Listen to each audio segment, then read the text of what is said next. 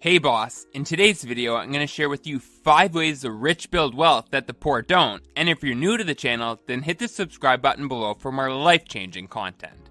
Method number 1, they track everything. If you ask the average person what percentage of their income they spent on living expenses and entertainment last month, they likely wouldn't know. You would probably get the same blank stare if you asked them how much they saved last month. This isn't shocking, as 61% of American adults don't employ any form of budgeting. But if you ask a rich person, they will tell you that budgeting your expenses and tracking your spending is critical to financial success. Many rich people use a 2-step process to budget their money. First, they determine their expected income for the upcoming month. This will include their salary or business income, as well as passive income earned through their investments. This total figure will be the starting point when they employ the 20-30-50 budgeting method. This budgeting technique works by dividing your income in the following way. 50% is designated to living expenses like rent, utilities, and groceries. The next 30% goes towards entertainment costs, like going out to eat or seeing a movie. Finally, 20% is meant to go right into your savings account. Once their budget has been established, the rich then diligently track their spending. Most millionaires will connect their credit cards to apps like Mint that automatically categorizes their purchases into budget categories. However, some millionaires still do things old school. For instance, they will track their purchases on the Notes app in their phone and manually add the totals at month's end. Either way, the rich track their money because they know that what isn't measured isn't managed. Now, while you may not feel like it's as important to track your spending when you aren't earning a massive income, the truth is that the sooner you can start building good financial habits, the better. The fact of the matter is that since you watch my channel, I know you will be wealthy one day. So you better have the skills required to handle all those $1 million checks you'll be cashing in the future. Method number 2, they employ financial discipline. If you ask any millionaire the key traits in becoming rich, they will surely mention discipline. This is because discipline is involved in all aspects of becoming wealthy. For instance, if you want to get a high-paying job, you have to have the discipline to get a good education, which takes years of intense studying and preparation. Or if you become rich through building a business, you will have to employ discipline to work on your company even when your friends are out partying and having fun. And once you start making big money, the discipline only becomes more important. You see, it doesn't matter how much money you make. You will never be rich if you lack the ability to save, and saving takes discipline. It means driving the car you've had for 10 years rather than spending thousands of dollars on that new sports car you've had your eye on. If you read any major financial book or listen to any successful entrepreneur, you will find that they consider saving money as one of the foundations of building long-term wealth. The crazy thing is that according to CNBC, 57% of Americans have less than $1,000 in their savings accounts, and 39% have no savings at all. Now I know saving money can be difficult, but there are a few methods that can help make it easier to put away money. The first method is to set up automated deductions. In fact, one of the best things I ever did for my finances was setting up automated deductions for my pay with my employer. In essence, what these deductions allowed me to do was send part of my paycheck directly into a savings account instead of the full amount going right into my checking account. When I initially set up this process, I allocated 10% of my after-tax income to my savings account. But over time, I have found that I'm able to up this amount to 20% and double my monthly savings. Setting up these deductions helps you avoid spending your entire paycheck, meaning that saving money is guaranteed. The other way to increase your savings is to start earning more. The truth is, your ability to save is restricted by how much you earn, but sadly most people's only strategy for saving more money is cutting costs. Now, cutting costs is a great start because you can realize quick wins in the saving department, but realistically, you can only reduce your monthly costs by so much. You will always have to pay for things like housing, food, and transportation. Meaning that if you want to take your savings to the next level, then you need to focus on the other half of the income statement, which is your earnings. In my video, How to Make $100 a Day with No Money, I go over some simple but effective ways to increase your income, like tutoring, freelancing, or driving for Uber or Lyft. Now, imagine how big of a difference earning an extra $100 a day would have on your savings. Earning an extra $100 a day translates to roughly $3,000 a month. Let's say you only save 75% of that extra income every month for a year. You would end up with $27,000 in extra savings. Therefore, becoming rich is just as much about making money as it is about saving it. Method number 3, they live within their means. When most people think of the millionaire lifestyle, they think of rich people spending endless amounts of money on designer clothes and fancy cars. But in reality, millionaires are quite responsible spenders who live within their means. And one of the ways that they've been able to amass the wealth they have is by avoiding the income trap. You see, when most people start earning more money, they begin to spend more. For instance, your standard sedan may suffice when you're earning $50,000 a year. But when you suddenly find yourself earning double, you may gravitate towards getting a luxury vehicle instead. This rise in spending can be attributed to what's known as Parkinson's Law. Parkinson's Law states that work expands so as to fill the time available for its completion.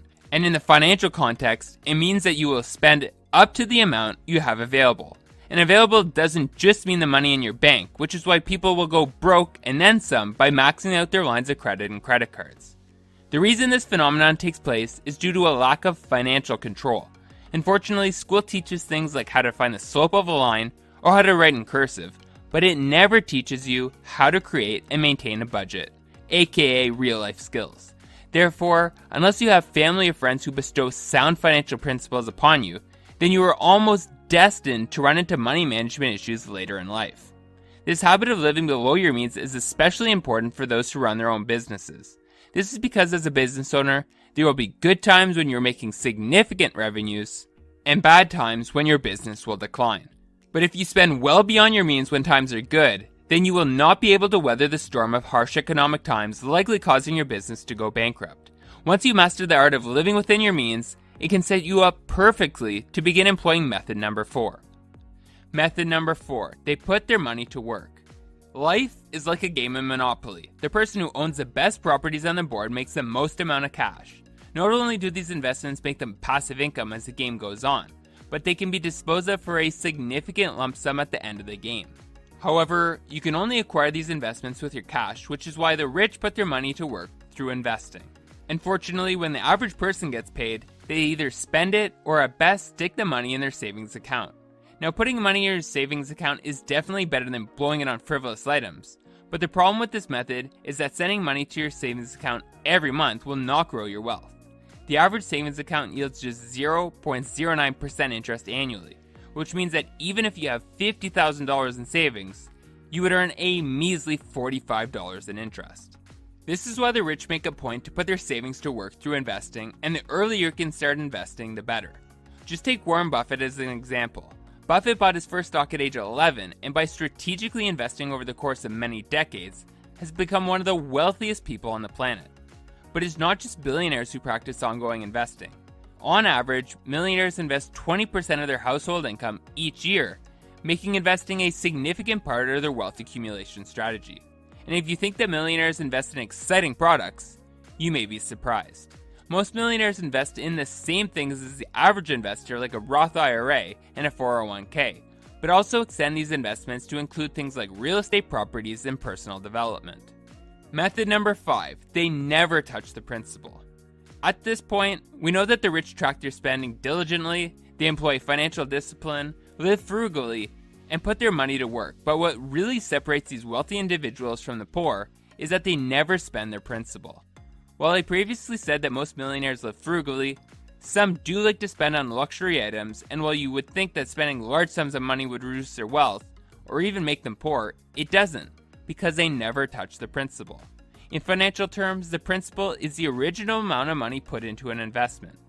For instance, if you were to buy 10,000 shares for $100,000, that paid an annual dividend of $2 a share, the $100,000 you invested would be the principal, and the $2 a share, or the $20,000, will be the dividend income. In short, the rich never detract from the assets that are already earning them income, meaning that their wealth will never decline due to their spending. Rich Dad Poor Dad author Robert Kiyosaki alluded to this method of spending in a recent tweet where he said, "Live it up, buy everything you want.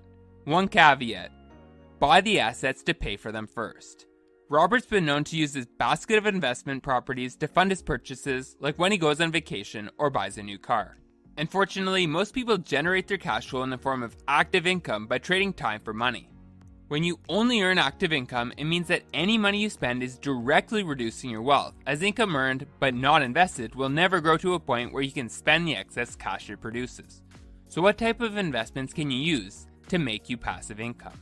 Some of my favorite passive income methods include investment properties, dividend stocks, and real estate investment trusts, otherwise known as REITs. Investment properties allow you to invest into a building with your down payment, i.e. your principal, and earn cash flows through the profits you make from your tenants' rent payments.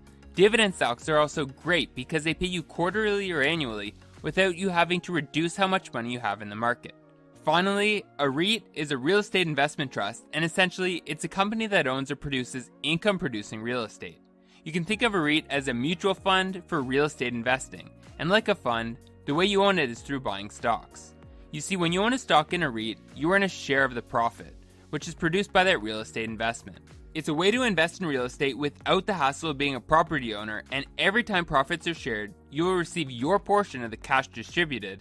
And the best part was that there was no property maintenance, no dealing with tenants, and no chasing rent payments required.